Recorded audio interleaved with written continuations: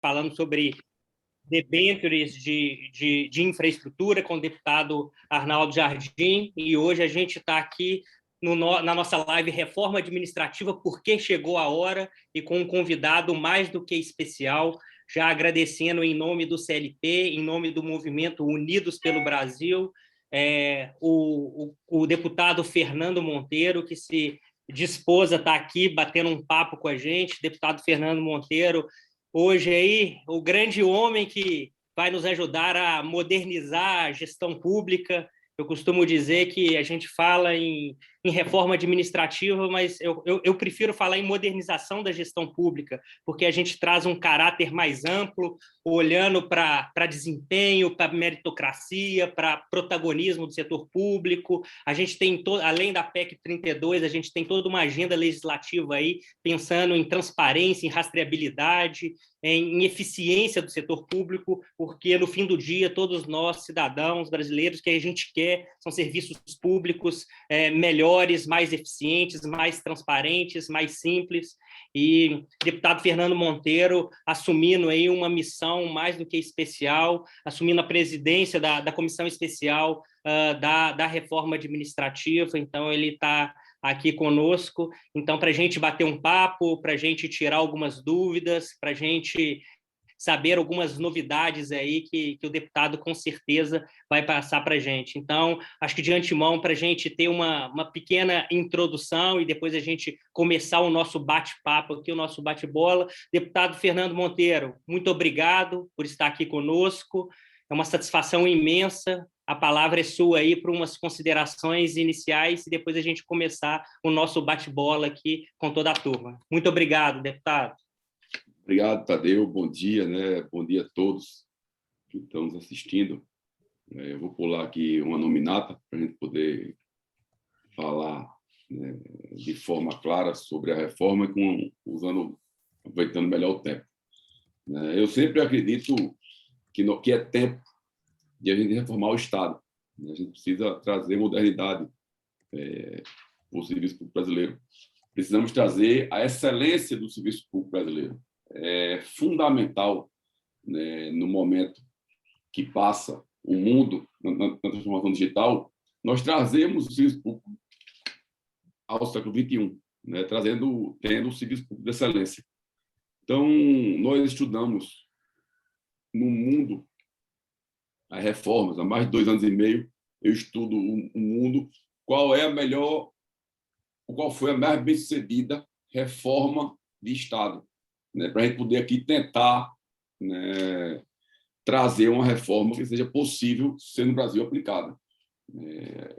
A da reforma que eu imagino não é essa reforma da PEC 32, né, que é um primeiro passo que nós estamos dando para reformar o Estado brasileiro. Nós temos que trazer tecnologia, nós temos que trazer inovação, nós temos que trazer, né, a excelência do serviço público. E a gente discute, a gente tem 3 pilares que são debatidos. Eu acredito muito, né, que a gente tem que ter condição de trabalho do servidor, tem que ser avaliado. É um assunto que as pessoas não observam, mas tem que ser avaliado. Tomada de decisão do servidor, qual a sua segurança jurídica para ele tomar a decisão, né, correta. E terceiro, a motivação do servidor.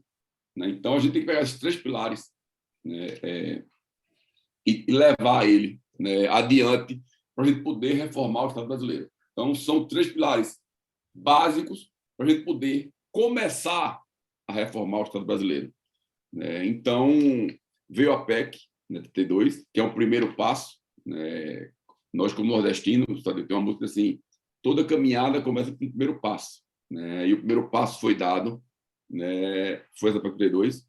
Ela é muito pequena para o que a gente espera, porém, nós vamos trabalhar nela, né, para poder tentar nela trazer o que a gente mais quer. É um Estado eficiente, né, um Estado que a gente possa, né, ter um serviço de qualidade, onde o cidadão que paga alta carga tributária possa ter um serviço de excelência. Então, a PEC está tramitando, né, desde o ano passado, na comissão, nós estamos com 20 dias.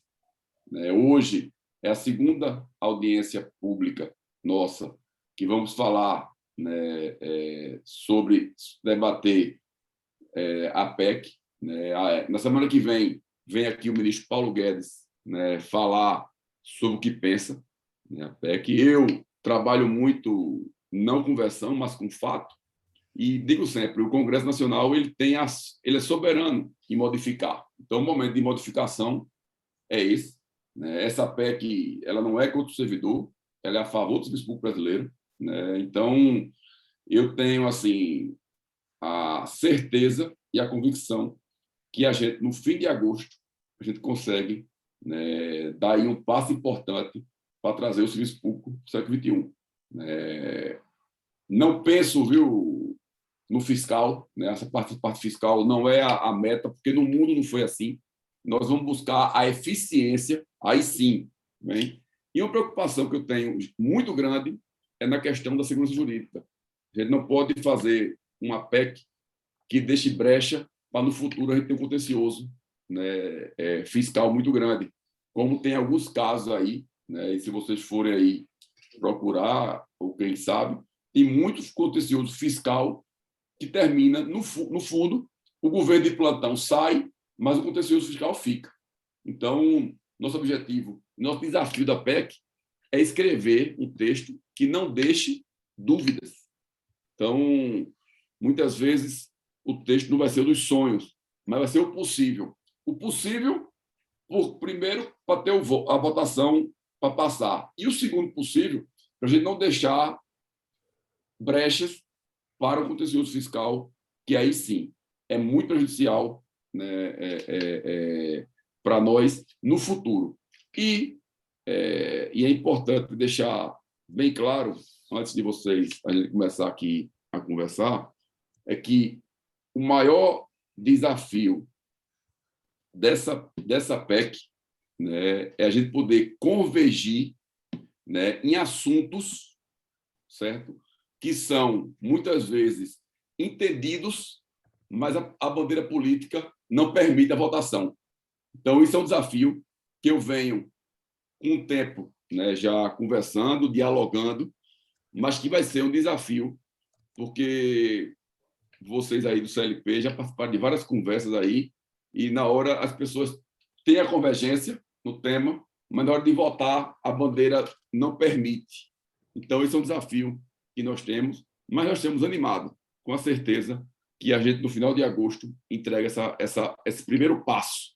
Né? E depois tem outros, tá? Tecnologia, inovação, modernização, tem uma série de coisas que precisam ser debatidas, né? Mas isso seria a posterior dessa PEC, mas eu entendo que esses três pilares, condição de trabalho, segurança jurídica e motivação, é o que vai nos trazer um resultado de eficiência, porque o mundo nos mostrou isso.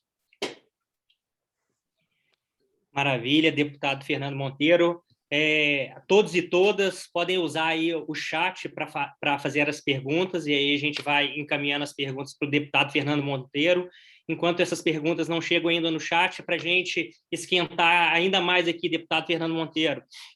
Como o senhor colocou, esse é o primeiro passo de uma caminhada, de uma jornada que é uma jornada longa. O senhor colocou aí, só para a gente entender, então, a expectativa é que em agosto a gente tenha aí essa etapa da comissão especial sendo vencida.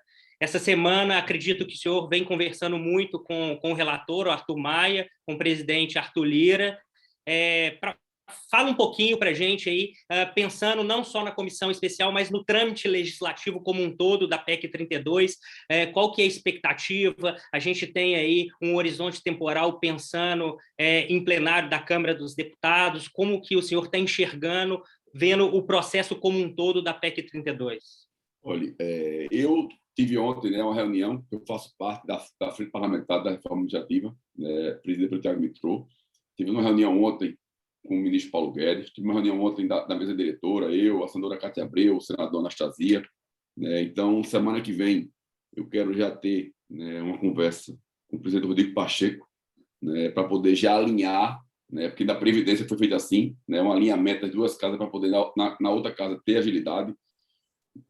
só para repetir, que eu gosto de repetir, a PEC é feita pelo governo, na Câmara ela passa pela CCJ, comissão especial e plenário. Quando vai para o Senado, é somente CCJ e plenário. Então, a gente precisa dar agilidade nisso. Então, a ideia é essa, né? É caminhar paralelamente para a gente poder ter um resultado mais rápido possível. Eu faço uma conta de 20 de setembro, ela saindo da Câmara, certo? E eu espero que ela seja promulgada aí até o dia 20 a 30 de novembro. Vi aqui que entrou na sala o ex-governador Paulo Artung, quero deixar aqui meu abraço, minha admiração, dos maiores gestores públicos que eu conheci, não pessoalmente, mas o trabalho, o seu legado. Então, é uma honra poder participar, com ele desse momento. Mas, então, eu acho que até dia 30 de novembro, eu espero estar com ela promulgada. Temos esses desafios, essas etapas a cumprir, e, volto a dizer, o Congresso Nacional ele é soberano para transformar o texto. Então, quando as pessoas estão brigando aí pela narrativa, eu estou discutindo, o texto mesmo, eu não estou na versão, estou no fato. E isso vai ser debatido e vai ser exaustivamente, na comissão. É impressionante, Tadeu, como a gente tem que conhecer, como a gente tem que conversar, porque cada carreira aqui que passa com a gente, ela tem a sua diferença, e muitas vezes eu fico vendo as pessoas discutindo de forma estática, de forma de números, enquanto o que a gente mais busca, vocês vão ver, é eficiência. Com eficiência, os números aparecem, Então, nós estamos otimistas, mas sabendo que o desafio é grande, porque a narrativa, muitas vezes, ganha, no Brasil de hoje, ganha o jogo, mas a gente vai, com certeza, virar esse jogo mostrando que os fatos são mais importantes do que a narrativa. Perfeito, deputado Fernando Monteiro. Gostei aí da assertividade, cravando as datas. Isso é muito bom ver essa clareza, essa objetividade, que a gente consiga mirar essas datas aí para fazer essa grande virada de chave dessa modernização que a gente tanto precisa, a gente tanto carece. Bom, a gente vai começar a chamar alguns apoiadores, convidados aqui para fazer pergunta para o deputado. O primeiro é o Leonardo Sec, que é presidente da Sociedade Brasileira de Administração Pública. Por favor, peço que desmutem o Leonardo. E, Leonardo, faça a sua pergunta, por favor, para o deputado Fernando Monteiro. Obrigado, deputado. Obrigado, CLP, por essa oportunidade, por esse tempo aqui para debater. A nossa pergunta sobre a questão da reforma administrativa é muito em relação à questão dos cargos em comissão. Se a gente teve em 88 um grande avanço, que foi a questão dos concursos públicos para todas as carreiras na Constituição de 88, acho que o grande avanço que pode ter agora com essa PEC é a questão dos cargos em comissão. No entanto, a gente identifica alguns elementos que podem ser temerários, vamos dizer assim. Um deles é a questão ali de deixar para o chefe do Poder Executivo estabelecer aqueles critérios mínimos para acesso dos cargos em comissão. Essa é uma primeira questão. A segunda questão é colocar que os cargos de liderança e assessoramento serão destinados para atribuições estratégicas, gerenciais e técnicas. As estratégicas e gerenciais a gente entende, a questão é os cargos técnicos. Essas duas questões do quanto que essa PEC ela pode, na verdade, trazer alguns elementos de distorção com relação ao que já foi avançado e também pensar um pouquinho de que maneira que a gente pode driblar esses dois elementos contraditórios aí. Olha, na verdade, como eu falei, a narrativa não é o fato, E aí eu entendo, Leonardo, que muitas questões vêm sendo debatidas de forma de interpretação.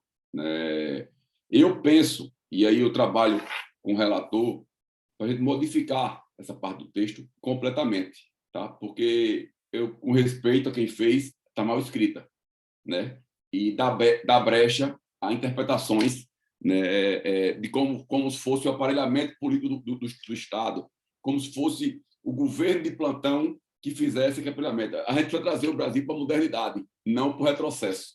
E a modernidade, a gente tem que ter uma política de governo, não do governo. São coisas diferentes.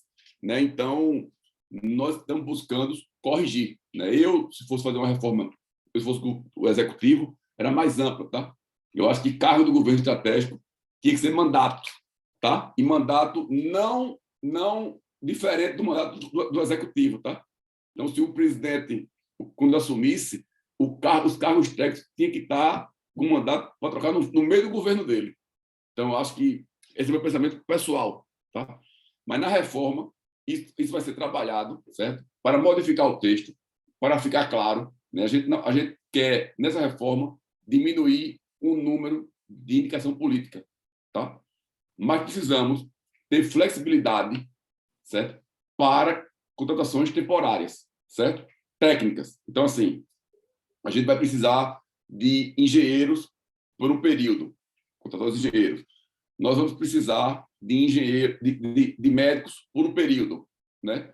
E uma coisa importante, que eu estou debatendo, é uma briga pessoal minha, a gente tem que, no Brasil, ter fim nas coisas. Tem que ter começo, meio e fim. Você não pode contratar por um ano, renovar por um ano e ficar renovando por 30 anos sem fim. A gente não pode, no Brasil, e aí eu estou dando um exemplo que não tem na PEC, mas só um exemplo, dar incentivo para a indústria e ela não ter fim, né? Então, esse da PEC é um aspecto que vai ser discutido, né? E eu estou trabalhando para a gente diminuir o número de cargos, vamos dizer assim, de apartamento políticos, mas que podemos ter flexibilidade, certo? Para contratações temporárias, certo? Como vou dar um exemplo, a educação. A gente pode ter professor hoje e daqui a 8 anos não precisar mais daqueles professores, na quantidade que precisa, né? E a gente não pode ficar com o Estado brasileiro com ele com 50 anos. A gente tem que reduzir isso. Então, esse debate vai ser feito. Essa parte do texto está muito mal escrita, até assim, me perdoe, é uma opinião pessoal de quem escreveu, né? Não, tem várias questões, tem a questão da diplomacia brasileira, tem uma série de questões que estão ficando meio, sei lá, nebulosas na forma que foi escrito. Então, nós estamos buscando, junto ao relator, deixar isso claro, tá? E eu acho que só, Dana, para responder, a gente precisa tratar os desiguais de forma desigual, tá? Cada carreira tem sua peculiaridade, sua diferença, e na forma que está no texto, está todo mundo igual. E isso termina atrapalhando a interpretação, consequentemente, não trazendo a eficiência que mais precisamos no serviço público. Então, é essa a nossa linha. Eu trabalho muito com um conceito, tá? Temos um conceito. Aí, agora, depois do conceito formado, vamos escrever para poder a gente ter aí o resultado perfeito, né? Que é a nossa obrigação. Agora, quanto à questão do texto, muito mal escrito, e nós estamos aí revendo. Volto a dizer, nós não queremos aqui aparelhar o Estado com indicações políticas. Tenho o maior respeito à indicação política, acho que é viável, é um projeto, porém, a gente não pode deixar isso de forma que o governo de plantão interprete de forma diferente, e aí a gente tenha uma descontinuidade. Está aqui o governador Paulo Artung, que ele sabe muito mais do que todos nós, porque foi um gestor público, né, governou o Estado, que se ele não tiver continuidade, a gente não tem progresso. Então, é esse o nosso objetivo, é que essa parte pessoal comece a ter continuidade, a gente tem um projeto de governo, não do governo. Maravilha, deputado Fernando. Chamar aqui agora o economista-chefe da Ativa Investimentos, o Héctor Sanches, por favor, para a sua pergunta, Héctor. Olá, muito obrigado, espero que todos estejam me ouvindo. Obrigado, deputado, obrigado, CLP, pelo convite e pela possibilidade de fazer a pergunta. Eu tenho uma bem direta a pergunta, deputado. Qual a chance, o senhor estava falando a respeito da possibilidade de modificação do texto, pensando em termos de saúde fiscal e eficiência do Estado, a alteração, a reforma administrativa, ela vai colocar a gente numa dinâmica nova só para o futuro, para os novos entrantes, né? Qual a chance de o Congresso modificar no sentido de alterar a dinâmica dos já pertencentes à base? Né? Vamos dizer assim, dos já funcionários. Desculpe, deputado, por favor. Vamos lá, zero. Tá? Deixa eu lhe explicar. É impossível. E aí tem uma questão de, vou dizer, é um contencioso que a gente pode deixar para o fiscal no passado. A gente não pode... Nenhuma reforma, no mundo de Estado foi feita pensando no fiscal, tá?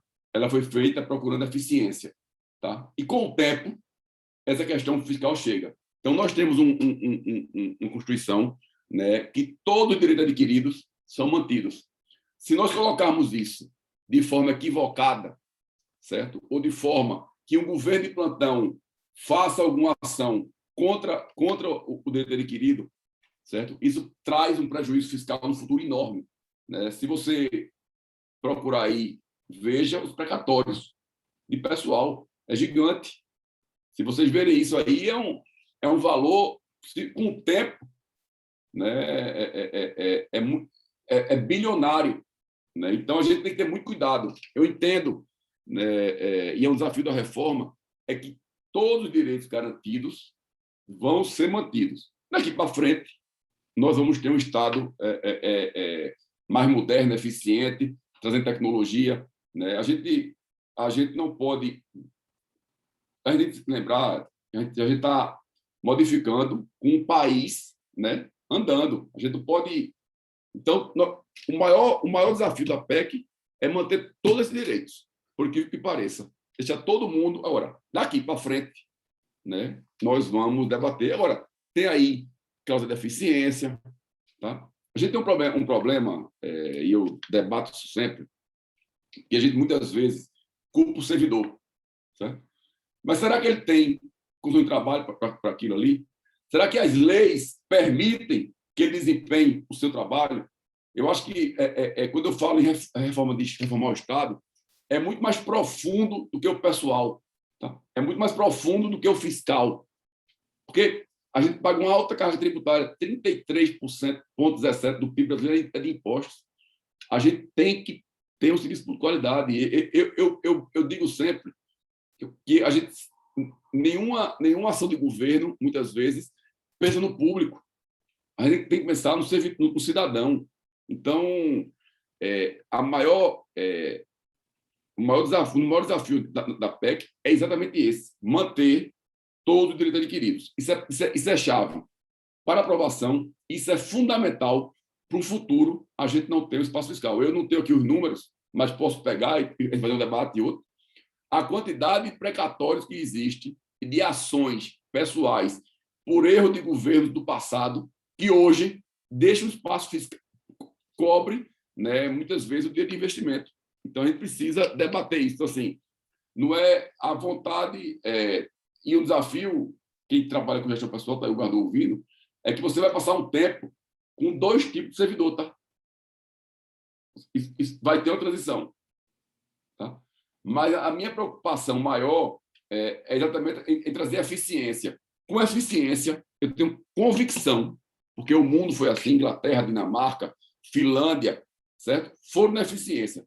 E aí o espaço fiscal, o conteúdo fiscal vem diminuindo, e aí você consegue ter um país diferente. Então, nós vamos trabalhar para, inclusive, escrever melhor no texto, ter essa garantia, para a gente não ter, no futuro, um problema fiscal maior do que se avizinha-se. Obrigado, deputado. Muito obrigado. Maravilha, deputado. O senhor tocou num ponto aqui que veio até uma pergunta do Écio aqui, e aí eu vou tentar emendar com... O senhor estava falando em relação à qualidade do texto que chegou para o Legislativo, e a gente vê como um grande papel aí do Legislativo incrementar, qualificar e não fazer o contrário, não desidratar. A gente não quer isso, e o que a gente quer é essa qualificação que o senhor colocou aí em relação ao texto da PEC 32. Uma questão que é sempre colocada é, por exemplo, a inclusão aí de outras categorias, como, por exemplo, de magistrados, do Ministério Público, e, enfim, alguns privilégios a serem combatidos aí. Como que o senhor enxerga essa questão, como que isso está sendo discutido na comissão? Veja, o relator, né, quer trazer o judiciário, o legislativo, né, para o debate. Ontem se eu não me engano, hoje de manhã, porque hoje, se não mudar, é o último dia de prazo, né, para apresentar, né, emendas. Foi apresentada uma emenda sobre isso. E nós vamos debater, né? É como eu disse, Tadeu, nós vamos debater exaustivamente, tá? Porque cada categoria tem sua peculiaridade. Eu estive aqui já com o pessoal, né, do Itamaraty, e a forma que foi escrito no texto prejudica o trabalho deles. E, para você ter ideia, ninguém levantou essa questão. Mas a forma que está no texto escrita, então, o debate do judiciário vai ser feito, né, vai ser feito de forma exaustiva, né, e eu sinto que ele vem crescendo, né, e tem aí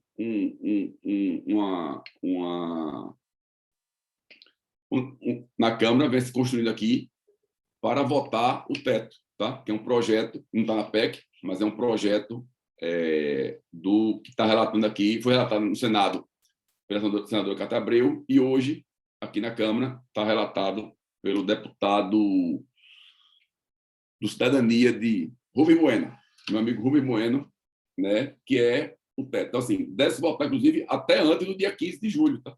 Então, é um debate que vai... Com esse projeto votado, na comissão, essa questão do judiciário vai ser debatida. Deputado, o final da sua fala soa como música aos nossos ouvidos. Eu repito muito algo que o professor Anastasia fala, que o PL dos supersalários é o cartão de visita da reforma administrativa. E nós, do CLP, do Unidos pelo Brasil, a gente luta muito e a gente quer muito que esse PL ele seja votado o mais rápido possível. A gente sabe da demora desse PL, quanto tempo que ele está parado, e a gente vê o esforço aí de vocês para que seja votado, e esperamos muito que isso aconteça antes aí do recesso, caso o recesso venha a acontecer. O Paulo Hartung, deputado Fernando Monteiro falou, e eu, como formado em administração pública, eu tenho algumas referências aí também. O governador Paulo Hartung é uma grande referência para mim, muito feliz de estar aqui. Peço, pessoal, desmutem aí o Paulo, por favor, que ele está com a mão levantada para fazer o comentário e a pergunta dele. Bom dia, Paulo, e obrigado de estar mais uma vez conosco aqui do CLP. Bom dia a todos, todas. Bom dia, Fernando Monteiro. Obrigado aí pelas palavras carinhosas. A minha intervenção é muito curta. Primeiro, nós temos um comando constitucional a partir da emenda 19, que eu acho que ilustra bem o tema direito adquirido que você citou, né? Quer dizer, nós temos como comando constitucional já estabelecido e já utilizado em alguns estados federados, é por isso que eu estou intervindo, avaliação de desempenho de servidor, né? Eu acho que assim a grande revolução que a gente pode fazer no setor público é suprimir o máximo que for possível progressão e promoção por tempo de serviço e introduzir avaliação de desempenho. Nós vamos introduzir produtividade na máquina pública, né? Desempenho na máquina pública. Então, assim, e aí eu quero dar um exemplo prático, Fernando. Assim, nós mexemos na estrutura da Polícia Militar do Estado do Espírito Santo. Assim, quer dizer, nós fomos pioneiros em ampliar o período de trabalho dos policiais militares, mas não é disso que eu quero me referir. E depois nós fizemos legislação, lei complementar própria, e trocamos tempo de serviço por avaliação de desempenho. Isso foi parar no Supremo e o governo do Espírito Santo ganhou a causa, né? A segunda experiência interessante é que nós introduzimos um outro plano de carreira para os professores e para os policiais, né? Usando o Instituto do Subsídio, nós fizemos uma outra carreira e deixamos as duas carreiras convivendo e deixamos a opção para os funcionários que já estavam contratados através de concurso público, que fosse facultativa a migração para a carreira nova ou permanecer na carreira antiga. Isso também foi parar no Supremo, importante que você tocou muito nessa questão de contencioso, e o governo do Estado do Espírito Santo saiu vitorioso nessa modalidade que modernizou enormemente a forma de remuneração no setor público capixaba. Então, assim, eu acho que os cuidados que você coloca são relevantes, não dá para fazer modificações que, na verdade, empurrem um problema e um contencioso para um futuro próximo, mas também eu acho que a timidez exagerada pode não introduzir elementos que precisam ser introduzidos para a gente dar um choque de modernização no setor público. Eu acho que dá para mexer com o futuro e dá para mexer com muita cautela pelas experiências já praticadas no Brasil, nos governos subnacionais, dá para mexer no quadro dos atuais servidores. Então, eu queria colocar isso aí, mas eu acho que tudo isso precisa ser muito debatido. Eu não sou jurista, eu sou economista, né? Nunca tomei decisão sem ouvir muitos os juristas, sempre tive juízo, né? Mas assim, eu estou ilustrando aqui com experiências práticas do governo capixaba que podem ser úteis nessa discussão, no sentido da gente não só construir uma ponte para o futuro, mas introduzir no presente um processo de modernização no setor público brasileiro que já passou da hora, Fernanda. Assim, nós estamos muito atrasados. É bom você estar mirando nas experiências mundo afora, mas elas mostram para a gente o quanto nós estamos atrasados, né? Nós estamos com a máquina pública cara, ineficiente, que não dialoga com essa sociedade que está aí, toda ela conectada e procurando dias melhores, né? Mas, estou aí torcendo pelo seu trabalho e também, como o Tadeu, muito satisfeito de você vir aqui de uma maneira assertiva, colocando datas e dando esperança para nós e para o Brasil de que a gente vai fazer andar aí uma reforma que nós estamos muito atrasados nela, mas que é muito importante se a gente quer modernizar o país. Obrigado. Obrigado, Eduardo, pelas palavras. Tudo que eu falei antes de você é maior admiração. O Brasil sabe, né, o trabalho, né, e a revolução que você fez aí no Espírito Santo, né, os capixabas também sabem, né, não é fácil, né, nós temos no Brasil uma dificuldade enorme de mudança, né, do brasileiro, né, você ter dificuldade de mudar, né, mas essa questão da PEC nós estamos tratando realmente com muito cuidado para a gente não ter esse contencioso, né, essa ideia, né, de optar, né, por você escolher que regime você quer, você pode ficar no seu ou ir para o novo, né? A gente no Brasil, governador, pelos estudos que eu vi, essa questão salarial, quase todas as carreiras já estão no topo, tá? Você hoje já não teria avaliação. Então, uma discussão que a gente tem hoje na comissão, eu estava discutindo muito com o senador Anastasia, é que avaliação nós vamos ter. Porque ou é avaliação de promoção, ou é avaliação de você tirar ele do serviço público, né? De você demitir. Então, são essas duas avaliações pela forma que hoje a grande quantidade dos servidores públicos já contratados pelo Estado já está no seu topo de carreira. Isso é um ponto. O segundo ponto é que o Supremo diz que o contrato do edital já é direito adquirido. É um segundo ponto que vai ser debatido. Então, quando você entra numa carreira policial, você sabe que daqui a 10 anos você vai ter o último salário, né? Você vai ter a sua progressão de salário sem desempenho. Então, esse é um segundo ponto jurídico que vai ser debatido. E o terceiro ponto jurídico é que essa questão do desempenho, ou da avaliação de desempenho, ela não foi ainda regulamentada. Então, nossa ideia, aí pessoal minha, é ir ao Supremo falar um pouco sobre isso, até antes da PEC tramitar, para entender um pouco essa... Porque você, como ela tem o desempenho, mas não foi regulamentada, então fica essa... Tem já teses que o que vale é o dia da lei e tem teses que o que vale é o dia da regulamentação. Eu, particularmente, né, pelos meus estudos e minhas consultas jurídicas, eu acredito que é pelo dia da lei. Né? No dia que a lei foi sancionada, ela vai ali para frente.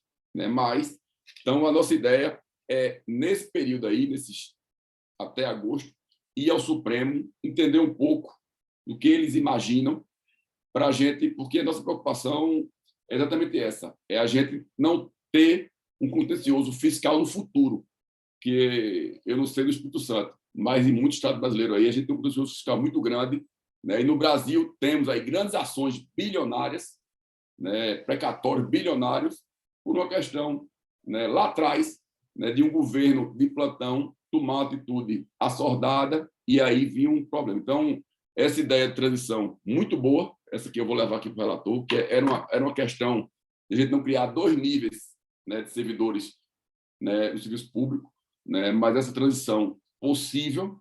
Né? E uma outra questão que é fundamental, que não está tocada na PEC, mas eu já recebi várias demandas e eu quero discutir sobre ela, é a questão das empresas que vão ser privatizadas. Né? Como a gente trazer esse servidor, né? A gente tem a Infraero, foi privatizada, e tem muitos servidores que estão aí sem funções. E a gente precisa realocar esse servidor no serviço público. Né? Esse debate vai ser trazido. E outro debate que também vai ser trazido é a questão, né, de criação de um órgão central. Tá? Então, isso aí também vai ser debatido um pouco nessa PEC. Não sei se vai conseguir colocar na PEC, mas vai ser um debate, né, para a gente poder já ir trazer, né, ou deixar, ou delinear. Eu me preocupo muito, governador, no conceito. Tá? E aí, depois do conceito organizado, a gente poder escrever de forma que a gente não traga esse contencioso fiscal que, pelos números que eu vi, me assustaram muito. Bom, dando continuidade aqui, eu queria chamar a Vanice Vale, grande parceira aí do Unidos pelo Brasil, ex-secretária de Estado do Rio de Janeiro de Administração, também do município. A Vanice colocou algumas considerações aqui no chat, mas, Vanice, melhor, a voz é sua. Por favor, faça a pergunta para o deputado Fernando. Pois não. Muito obrigada, Tadeu. Muito obrigada, deputado, pela oportunidade de estarmos dialogando sobre uma iniciativa tão relevante, não só para os servidores, mas para a população brasileira que é atendida por essas pessoas e precisa tanto disto. Né? A minha indagação é a seguinte, quer dizer, a proposta da PEC 32, a exemplo até do que já aconteceu com a hoje emenda 103, né, a reforma da Previdência, ela remete muitas das suas figuras, né, muitas das suas inovações para a legislação posterior. Né? Então, haverá depois a lei nacional que vai dispor sobre o regime jurídico, haverá a lei, não se sabe se é nacional ou se não é, que vai dispor sobre as carreiras de Estado, haverá a lei de cada entidade federada, etc., etc. E aí a gente já tem literatura sobre isso, o pessoal que é da área da administração bem o sabe, de iniciativas. A própria emenda 19, a reforma administrativa que já tivemos antes, foi vítima de falhas sequenciais, porque previa uma série de coisas que seriam dispostas em leis que viriam depois, e as leis não vieram. Uma delas é a de que falávamos há pouco, que é a avaliação de desempenho, que já foi estabelecida lá na emenda 19 e não foi regulamentada até hoje, por isso a gente até hoje convive com este problema. Né? Então, eu queria ouvi-lo um pouco, porque a minha impressão, e aí diferente do doutor Paulo Hartung, eu sou advogada, então o que eu vejo são é o universo jurídico de indagações.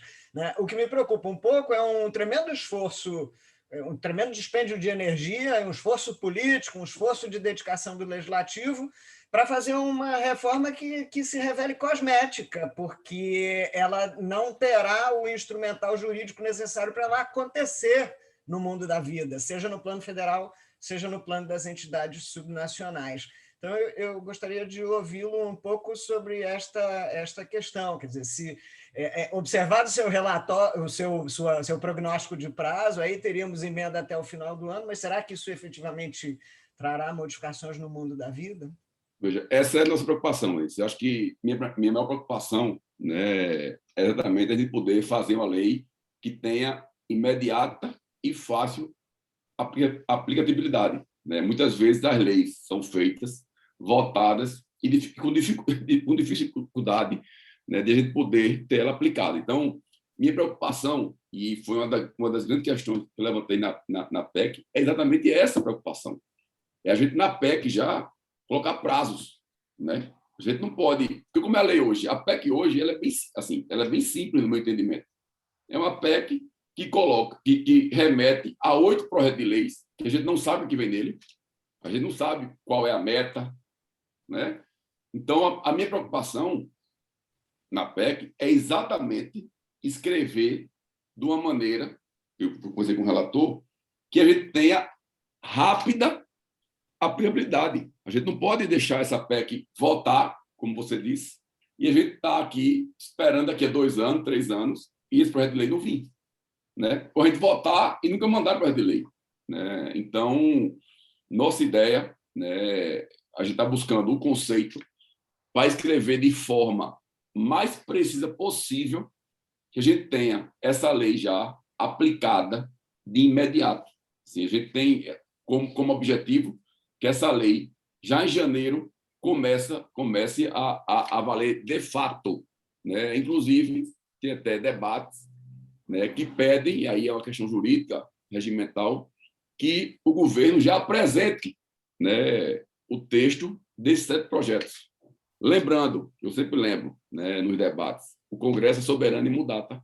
Então, estamos aqui trabalhando exatamente, Vanessa, para a gente deixar essa lei aplicável de forma clara, né, a partir de janeiro. Porque, volto a dizer, me desculpe, o texto que está aí é muito difícil, né? Ele é muito confuso, né? E quando você conversa com mais gente, aí você vê as interpretações que trazem o texto.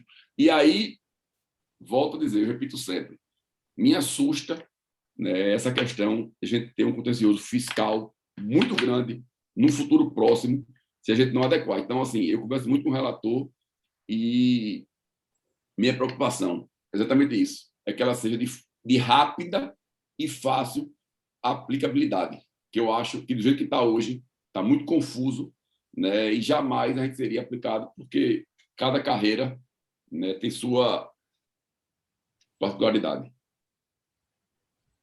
Maravilha, deputado Fernando Monteiro, acho que a gente já caminha para a nossa reta final aqui do nosso encontro, respeitando o tempo de todo mundo aqui, e inclusive o seu, já de antemão agradecendo em nome do CLP, em nome do Unidos pelo Brasil, toda a disponibilidade, toda a transparência, enfim, está aqui conosco, teremos mais oportunidades juntos. Então, eu queria que o senhor fosse para as considerações finais, mas não deixasse de mencionar novamente algumas questões importantes. Então, as datas que foram colocadas no início do nosso bate-papo, que elas são muito importantes, então eu peço que aí nas considerações finais o senhor reitere para todos e todas aqui. E tem muita gente perguntando também, o senhor falou da questão da relação de ocupação de cargos com o mandato do presidente. Então, se possível, aí, nessas considerações finais, retome um pouquinho desse raciocínio. Então, te agradecendo e a palavra aí para as considerações finais. Obrigado, deputado. Primeiro, quero agradecer, dizer, né, que é uma honra poder participar, né? Aí todas as intervenções, né, são importantes. Eu acho que a gente tem que aprofundar. Eu queria depois poder conversar mais com o governador Paulo Atung, né? Vanessa, essa questão para mim do direito, ela é fundamental. Eu sou, assim, eu vou repetir mais uma vez. Eu sou assustado com a quantidade de contencioso que a gente tem jurídico, né? E se nós errarmos, a gente pode trazer para o Brasil um nível de eficiência, né, um contencioso muito grande. Então, assim, me assusta, se eu puder debater mais, para mim é importantíssimo, né? Gosto muito de aprender, né? Essa questão de mandato, antes que eu vou entrar nas datas, é simples. Eu acho que tem cargos no executivo, certo? Porque eu sempre estudei que a continuidade é um fator de levar os países ao primeiro mundo. Se você tiver continuidade de gestão, né, que ao invés de o político que assumiu o mandato, ele apenas organizar, né, a sua bandeira, mas o básico tem que ser continuado, né? A gente não pode chegar num governo que muda a bandeira política e mudar todos os cargos do ministério.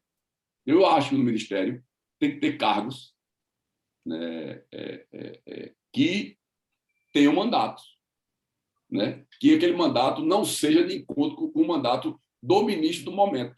Então, vou dar aqui um exemplo. Então, vamos usar aqui Secretaria da Receita Federal. Vou dar aqui só um exemplo. Tem um mandato independente. O mandato dele começa 2 anos antes da eleição e termina 2 anos antes depois da eleição. Então, o presidente, o ministro da Economia do momento, certo? Ele não mexe. Então, minha questão de mandato é essa, tá? São mandatos que não coincidem com o mandato eleitoral em cargos estratégicos, tá? Isso não é todos os cargos, são cargos que eu acho que são estratégicos. Então, a gente vai dar autonomia para ter continuidade, né? Quem conhece o parlamento dinamarquês, né, quem estudou, sabe, né, que lá tem um burocrata que ele é permanente, né? Então, a gente tem que ter continuidade. Então, minha ideia, se eu fosse fazer uma reforma, mandar uma reforma, era essa. Ter lá secretarias, diretorias de ministério que fossem mandato e não tivessem interferência, né? Vamos dizer assim, direta do executivo, do presidente, porém, que ele tivesse a política de continuidade. Porque quem é empresário, quem trabalha com serviço público, sabe que muda o governo, muda completamente, né, a gestão, e aí você fica sem entender. O investidor não consegue investir, o consumidor não consegue entender as leis, né? E a gente cria aí, volto a dizer, um contencioso jurídico muito grande e fiscal que nós trazemos para a conta dos nossos impostos. Nas das datas, minha intenção é na última semana dos últimos 10 dias de agosto, entregar na comissão até o dia 15 ou 20 de setembro no plenário da Câmara, os 2 turnos, e promulgar ela até 30 de novembro. Então, minha ideia é procurar o presidente Rodrigo Pacheco, junto com o senador Anastasia e a senadora Cátia Abreu, que deve ser a relatora no Senado, né? Vou repetir aqui a tramitação. Câmara, CCJ, Comissão Especial, plenário, 2 turnos. No Senado é Comissão CCJ e plenário. Então, nossa ideia é a gente estar com esse resultado aí promulgada até o dia 30, dialogando muito, que é importante, tirando essas dúvidas, né, que a Vanice trouxe, que tem que ter aplicabilidade logo, para a gente não votar uma coisa e ficar mais uma lei sem ser executada. Isso é fundamental, né? A gente, né, colocar esforços, né, debater, né, e ter isso, né, e não ter um resultado prático, né? E eu vou levar essa sugestão do governador Paulo Artung, que é essa questão da transição, porque um dos grandes medos nossos era exatamente esse, criar 2 categorias de funcionário, né? E a questão, quero deixar aqui, frisar, deixar bem claro, a grande questão que a gente fala do temporário não é apradiamento político, tá? São questões de a gente não deixar no Estado brasileiro pessoas que os cargos vão se extinguir ou o serviço vai exaurir e manter no governo o tempo todo. Então, muitas vezes parece que a gente quer indicação política, não é isso. A gente quer eficiência. Nós estamos buscando, né, uma reforma de Estado que tenha eficiência do serviço público. Então, nós estamos buscando isso, né? E quem puder, né, colaborar com a gente é importantíssimo, conversar com a comissão, conversar com o relator, conversar com a frente parlamentar, para a gente poder construir, né, e poder errar menos. Eu acho que quando a gente escuta mais, a gente tem a tendência a errar menos. Então, muito obrigado, vou agradecer aí a Tadeu, a todos aí que nos convidaram, ao Felipe, né, que fazia tempo que eu não via, né, conheço o Felipe há anos, né, é uma honra poder participar com o governador Paulo Artung, né, de todos aí. Leonardo, sua pergunta foi muito boa, e o que puder colaborar com a gente está aqui à disposição de colaborar, né, reafirmando que o texto está muito mal escrito e que o Congresso Nacional é soberano em poder fazer as modificações. Nós que agradecemos, deputado Fernando Monteiro, agradecemos a todos e todas, apoiadores, a todos os líderes, a todo o time do CLP, em especial aí ao André, que fez a ponte aí muito bem feita com o deputado e com todo o time. Agradecemos e que essa palavra, deputado, eficiência, seja a tônica aí do processo e que a gente mire eficiência e eficácia e que a gente chegue nessas datas colocadas aí com uma modernização dessa nossa administração pública que todos nós, enquanto brasileiros, precisamos demais. Obrigado a todos e todas. Tenham um ótimo dia. Obrigado. Obrigado. Um abraço, tudo bom.